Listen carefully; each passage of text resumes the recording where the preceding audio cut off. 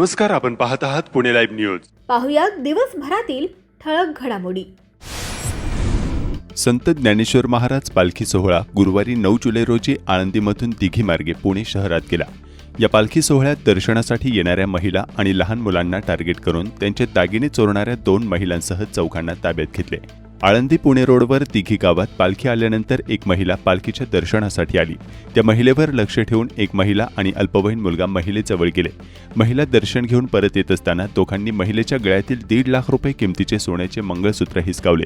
गळ्यातील मंगळसूत्र हिसकावले गेल्याचे समजताच महिलेने चोर चोर असा आरडाओरडा सुरू केला. महिलेचा आवाज ऐकताच पालखी सोहळ्यात तैनात असलेल्या दिघी पोलिसांनी नैना विष्णू काळे वय वर्ष 20 राहणार छत्रपती संभाजीनगर या महिलेला अटक केली. एका विधी संघर्षित मुलीला ताब्यात घेतले आहे. दुसरी घटना दत्तनगर बस स्टॉपजवळ दिघी येथे घडली. दिघी येथील मयूर चिमटे हे त्यांच्या 3 वर्षांच्या मुलीला घेऊन पालखीच्या दर्शनासाठी गेले. दर्शन घेत असताना दोघांनी लहान मुलीच्या गळ्यातील सोन्याची साखळी हिसकावली. साखळी हिसकावली गेल्याने मुलगी रडू लागली. ही बाब मयूर यांच्या लक्षात आली. दरम्यान पोलिसांनी रघुनाथ बाबूराव कुदळे वय वर्ष 42 राहणार हडपसर आणि रावसाहेब साहेबराव जाधव वय वर्ष 55 राहणार भूम धाराशिव या दोघांना अटक केली आहे. दोन्ही घटनांचा तपास पोलीस करत आहेत. चाकण परिसरात अंमली पदार्थांच्या तस्करीविरोधात पोलिसांनी केलेल्या कारवाईत सुमारे 4,14,600 रुपये किमतीचा गांजा जप्त केला. या कारवाईत एका संशयिताला अटक करण्यात आली असून त्याच्या साथीदाराचाही शोध सुरू आहे. या प्रकरणी चाकण दक्षिण पोलीस ठाण्यात सरकारी फिर्याद दाखल करण्यात आली आहे. दिलीप मधुकर शिंदे याला अटक करण्यात आली असून समीर तडवी याच्याविरुद्धही गुन्हा नोंदवण्यात आला आहे. पोलिसांनी सापळा रचून कारवाई केली असता आरोपीच्या ताब्यातून 8 किलो 290 ग्रॅम गांजा जप्त करण्यात आला असून चौकशी दरम्यान हा गांजा समीर तडवी याच्याकडून आणल्याची माहिती समोर आली आहे. त्यानंतर दोघांविरुद्ध गुन्हा दाखल करून पुढील तपास सुरू केला आहे. वाकीबुद्रुक जिल्हा पुणे येथे संध्याकाळी टोपेवस्ती येथे एका बिबट्याने स्थानिक रहिवाशांच्या कुत्र्यावर हल्ला केला. या हल्ल्यात कुत्रा गंभीररित्या जखमी झाला आहे. संध्याकाळी बिबट्या अचानक वस्तीमध्ये शिरला आणि त्याने कुत्र्यावर हल्ला चढवला.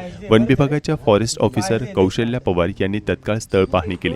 बिबट्याच्या हालचाली लक्षात घेता वन विभागाने स्थानिकांना सतर्क राहण्याचे आवाहन केले आहे. खेड तालुक्यातील महाळुंगे येथे चाकण तळेगाव रस्त्यावरील पुलाच्या बाजूला भराव टाकण्याचे काम सुरू असल्यानं प्रशासनाने हा पूल वाहतुकीसाठी पूर्णपणे बंद केला आहे. त्यामुळे गेल्या काही दिवसांपासून या भागात प्रचंड वाहतूक कोंडी होत आहे. महाळुंगे गावातच नव्हे तर चाकण परिसरातील सर्वच रस्ते ओव्हरफ्लो झाले आहेत. पूल बंद झाल्याने चाकणहून तळेगाव, पिंपरी चिंचवड आणि मुंबईकडे जाणारी अवजड वाहने, ट्रक, एसटी बस आणि खाजगी वाहने गावांतर्गत रस्त्यावरून वळवण्यात आली आहेत. याचा सर्वाधिक फटका महाळुंगे गावाला बसला आहे. एकाच ठिकाणी वाहने 5 ते 6 तास उभी असल्याचे चित्र आहे.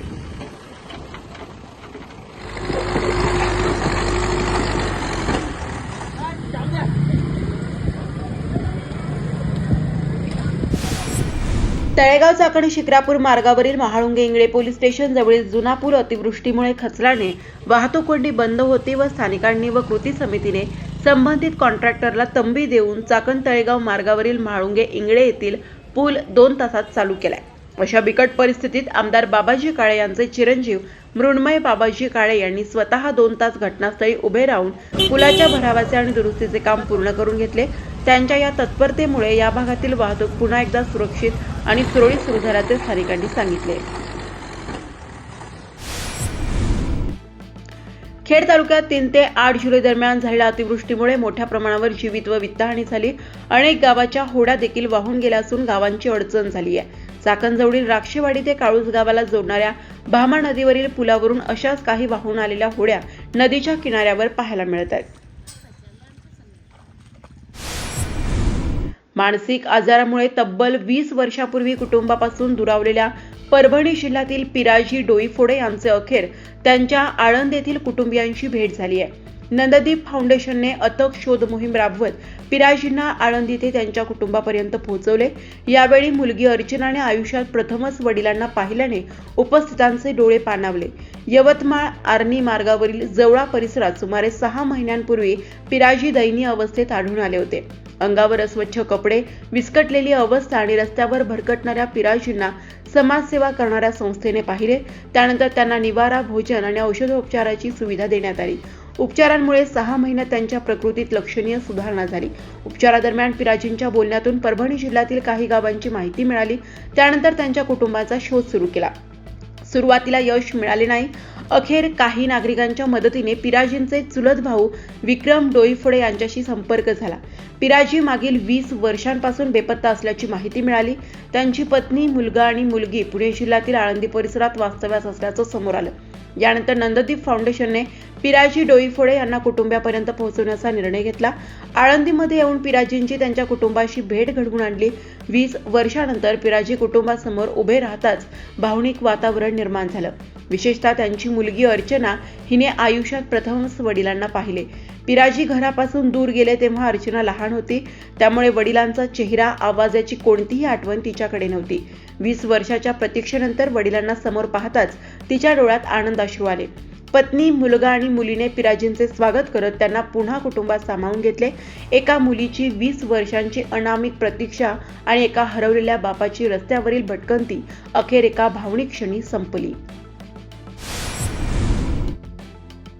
पीएमआरडीए प्रशासनाचा भोंगळ कारभार चाकण परिसरात पाहायला मिळत आहे. काळूस भागात नुकत्याच झालेल्या अतिवृष्टीने नुकत्याच झालेल्या रस्त्याचे असे 12 वाजले आहेत.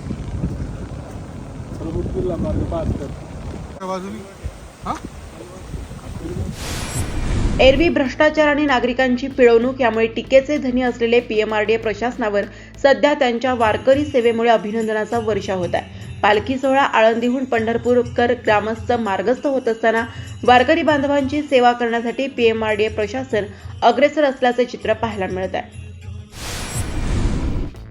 अनेक दिवसापासून चालू असलेला पाऊस यामुळे माळवाडी काळूस रस्त्यावर अनेक मोठे खड्डे पडलेत. अनेक लोकांच्या तक्रारी आल्यानंतर जिल्हा परिषद सदस्य गणेश नाना आरगडे यांनी 4 दिवसापूर्वी अधिकाऱ्यांना संपर्क करून अधिकारी व संबंधित कॉन्ट्रॅक्टरला सूचना दिल्या होत्या. त्यामुळे यावर कारवाई सुरू झाली आहे. श्री ज्ञानेश्वर विद्यालय व ज्युनियर कॉलेज आळंदी देवाचे येथे विद्यार्थ्यांमधील सुप्त कलागुणांना वाव मिळावा या उद्देशाने कलाकार घडताना हा उपक्रम राबवण्यात आला. विद्यार्थ्यांनीही कला कौशल्य विकास अंतर्गत आकर्षक माळा तयार करून आपल्या कल्पकतेची मनमोहक झलक सादर केली. ज्ञानवर्धिनी विद्यालयात ओळख श्री ज्ञानेश्वरीची उपक्रमाचा शुभारंभ. संत श्रेष्ठ ज्ञानेश्वर महाराज संस्थान आळंदी, संत ज्ञानेश्वर चरित्र समिती आळंदी, संत ज्ञानेश्वर शिक्षण संस्था आळंदी यांच्या संकल्पनेतून ओळख श्री ज्ञानेश्वर परिवारच्या माध्यमातून स्वर्गीय गुलाबराव गोरे शिक्षण संस्थेच्या ज्ञानवर्धिनी विद्यालय Chakan Bhama English medium school Chakan तसेच स्वर्गीय आमदार सुरेशभाऊ गोरे माध्यमिक व उच्च माध्यमिक विद्यालय चाकण यांच्या संयुक्त विद्यमाने ओळख श्री ज्ञानेश्वरीच्या संस्कार मूल्य जोपासणाऱ्या उपक्रमाचा उद्घाटन समारंभ शनिवार दिनांक 11 जुलै 2026 रोजी उत्साहपूर्ण वातावरणात संपन्न झाला. संत ज्ञानेश्वर चरित्र समितीचे अध्यक्ष हरिभक्त पारायण प्रकाश तात्या काळे, प्रवर्तक सुभाष महाराज गेठे, संत ज्ञानेश्वर शिक्षण संस्थेचे सचिव अजित वडगावकर, स्वर्गीय गुलाबराव गोरे शिक्षण संस्थेचे अध्यक्ष विकास गोरे यांनी गेल्या 2023 या वर्षीपासून सुरुवात केली आहे. भागवत एकादशी निमित्त आळंदीतील संत श्रेष्ठ ज्ञानेश्वर महाराज संजीवन समाधीचे दर्शनासाठी पहाटेपासून माऊली मंदिरात भाविकांची मोठी गर्दी झाली होती. अजानबाग परिसरात भाविक ग्रंथाचे पारायण करत होते. माऊली मंदिरात एकादशी निमित्त आकर्षक फुलांची सजावट करण्यात आली होती. दरम्यान आज सकाळी श्री संत ज्ञानेश्वर महाराज पालखी सोहळ्याचे हरिनाम गजरात पुण्यातून सासवडकडे प्रस्थान झाले.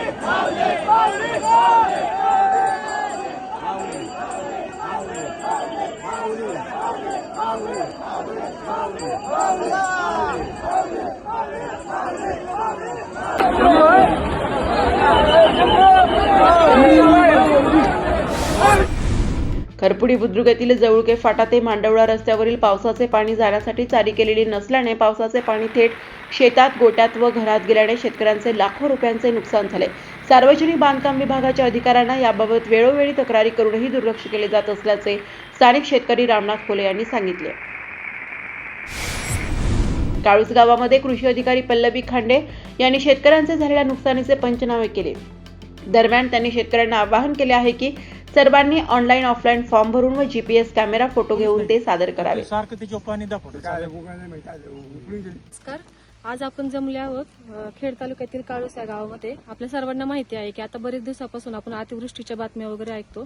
तर आता जुलै महिन्यात जी काही अतिवृष्टी झाली त्या अतिवृष्टीनंतर भरपूर लोकांचं नुकसान झालेलं आहे. काही ठिकाणी पाणी शेतामध्ये साचून नुकसान झाले, काही मातीचे बांध वगैरे वाहून गेलेत. तर त्या सगळ्यांचं आपण आज मागच्या 2 दिवसापासून आपण नुकसान पंचनामे करत आहोत. त्याच्यामध्ये आपल्याला काय करायचं आहे की ज्या शेतकऱ्यांचं नुकसान झालंय त्यांच्या सगळ्यांचे आपल्याला 7/12/8 बँक, आधार आणि त्या क्षेत्रावरील आपल्याला फोटो घ्यायचे. ते फोटो आपण GPS मध्ये शक्यतो घ्यायचे की जेणेकरून पुन्हा त्याचं अक्षरशः रेखांश आपल्याला माहिती पडेल. आणि त्या दृष्टीने आज आपण काळूस गावातले जवळजवळ 40-50 शेतकऱ्यांचे प्लॉट तसे पाहिलेले आहेत आणि अजून आणखी 2-3 दिवसामध्ये हा पंचनामा आपला चालू. काळूस गावातील जिल्हा परिषद शाळा 6वी-7वी मध्ये शिकत असलेल्या मुलांची इस्रो व नासा केंद्राला भेट देण्यासाठी विद्यार्थ्यांची निवड चाचणी करण्यात आली. या परीक्षेच्या मध्ये एकूण पुणे जिल्ह्यातून 23,622 विद्यार्थ्यांनी नोंदणी केली होती. काळूस केंद्र बिटातील 3 विद्यार्थ्यांची निवड झाली.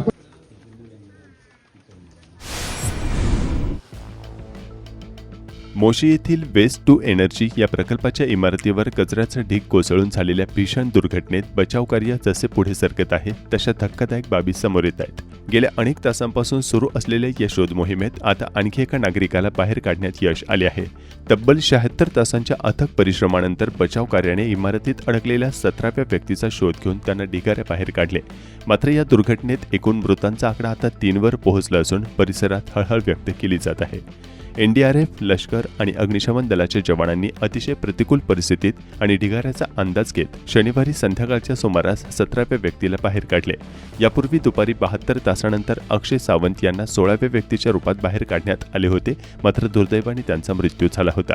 आता एकूण मृतांची संख्या 3 झाली असून मृतांची ओळख पटवण्याचे आणि जखमींवर पिंपरीच्या YCM रुग्णालयात उपचार करण्याचे काम सुरू आहे. या भीषण दुर्घटनेतून प्रशासनाने आतापर्यंत एकूण 17 जणांना ढिगाऱ्यातून बाहेर काढले आहे, ज्यामध्ये 3 जणांचा मृत्यू झालाय. प्रशासकीय सूत्रांनी दिलेल्या माहितीनुसार ढिगाऱ्याखाली अजूनही 6 नागरिक अडकले असण्याची भीती आहे. या उर्वरित 6 जणांना सुरक्षित बाहेर काढण्यासाठी श्वान पथकाच्या मदतीने युद्धपातळीवर रेस्क्यू ऑपरेशन सुरू आहे. आज रात्रीपर्यंत हे संपूर्ण बचाव कार्य पूर्ण करण्याचे प्रयत्न सुरू आहेत. महाराष्ट्र विधानसभेच्या पावसाळी अधिवेशनात आमदार बाबाजी काळे यांनी स्थानिक स्वराज्य संस्थांच्या विकासासाठी महत्त्वाचा मुद्दा सभागृहात मांडला. 13व्या वित्त आयोगाच्या काळात ग्रामपंचायत, पंचायत समिती आणि जिल्हा परिषद यांना अनुक्रमे 50, 30 आणि 20 या प्रमाणात निधीचे वाटप होत होते. मात्र 15व्या वित्त आयोगामध्ये पंचायत समितीचा निधी केवळ 10% मर्यादित झाल्यानं पंचायत समित्यांकडे विकास कामांसाठी आवश्यक शिल्लक निधी उपलब्ध राहत नाही. परिणामी पंचायत समिती सदस्यांना त्यांच्या प्रभागातील मूलभूत विकास कामे राबविण्यात मोठ्या अडचणींना सामोरे जावे लागते. याच पार्श्वभूमीवर लवकरच लागू होणाऱ्या 16व्या वित्त आयोगामध्ये पंचायत समितींना अधिक प्रमाणात निधीचे वाटप करण्यात यावे, जेणेकरून स्थानिक विकास कामांना गती मिळेल आणि पंचायत समिती सदस्यांना आपल्या प्रभागातील नागरिकांच्या अपेक्षा पूर्ण करता येतील, अशी ठाम मागणी आमदार बाबाजी काळे यांनी सभागृहात केली. पंचायत समितीला इतर मोठ्या प्रमाणामध्ये शेष निधी नसतो. खेड कृषी उत्पन्न बाजार समितीच्या चाकण येथील महात्मा फुले मार्केटमध्ये शनिवारी 11 जुलै 2026 रोजी कांदा, बटाटा व तरकारी मालाची आवक आणि भाव काय होते जाणून घेऊयात. खेड कृषी उत्पन्न बाजार समिती महात्मा फुले मार्केट या ठिकाणी कांदा, बटाटा यांची आवक, कांद्याची आवक हे 1600 पिशवी झालेली, त्याचप्रमाणे बटाट्याची आवक ही 3200 पिशवी झालेली. बटाटा आज रोजी 8 ते 12 रुपये भाव आहे. गुजरात आणि इंदोर बटाट्याचे भाव आहे 15 ते 16 रुपये किलो आहे. त्याचप्रमाणे कांद्याचा भाव 18 ते 27 रुपये किलो आहे. त्याचप्रमाणे लसूण असेल, लसूणसुद्धा 90 ते 180 रुपये किलो आहे. त्याचप्रमाणे पालेभाज्याची सुद्धा आवक ही मोठ्या प्रमाणात आहे, परंतु गिऱ्हाईक जास्त असल्यामुळे पावसाने उघडीप दिल्यामुळे त्याचे बाजारभाव थोडे वाढलेले आहेत, काही मालाचे थोडे कमी झालेले आहेत. आज रोजी कोबी असेल, कोबी 8 ते 12 रुपये किलो झालेली, फुलावरसुद्धा 15 ते 20 रुपये किलो झालेली, वांगे 30 ते 40 रुपये किलो झालेले, टमाटेसुद्धा 15 ते 25 रुपये किलो झालेले. त्याचप्रमाणे कारले असेल, कारले 40 ते 45 रुपये किलो झालेले, गवारी 50 ते 60 रुपये किलो आहे, दुधी भोपळा 20 ते 25 रुपये किलो आहे, डांगर भोपळा 10 ते 15 रुपये किलो आहे, शेवगा असेल, शेवगा 40 ते 50 रुपये किलो आहे, मिरच्या असेल, मिरची 40-50 रुपये किलो आहे. त्याचप्रमाणे काळी मिरची असेल, काळी मिरची 30 ते 40 रुपये किलो आहे, शिमला मिरची 40 ते 50 रुपये किलो आहे, श्रावणी घेवडा असेल, श्रावणी घेवडासुद्धा 80 ते 90 रुपये किलो आहे, वालवर 90 रुपये किलो आहे, चवळी असेल, चवळी 30 रुपये किलो आहे, तोंडली असेल, तोंडलीसुद्धा 30 ते 35 रुपये किलो आहे, राजमा असेल, राजमासुद्धा 100 ते 110 रुपये किलो आहे, पावटा 60 ते 70 रुपये किलो आहे, भेंडी 50 ते 60 रुपये किलो आहे, गाजर 20 ते 25 रुपये किलो आहे, घोसाळी 30 रुपये किलो आहे, बीट 30 रुपये किलो आहे, काकडीसुद्धा 10 ते 12 रुपये किलो आहे. त्याचप्रमाणे पापडी असेल, पापडी 90 रुपये किलो आहे, वाटाण्याचे भाव थोडे वाढलेले आहेत. वाटाणे 160 ते 170 रुपये किलो झालेले. त्याचप्रमाणे पालेभाज्या असेल, पालेभाज्यामध्ये मेथी 20 ते 25 रुपयाला गड्डी आहे. त्याचप्रमाणे कोथिंबीर असेल, कोथिंबीर 25 ते 30 रुपयाला गड्डी आहे. त्याचप्रमाणे शापू असेल, शापू 20 ते 25 रुपयाला गड्डी आहे. त्याचप्रमाणे पालक असेल, पालक 20 रुपयाला गड्डी आहे. सर्वसाधारण बाजारामध्ये अशी स्थिती आहे.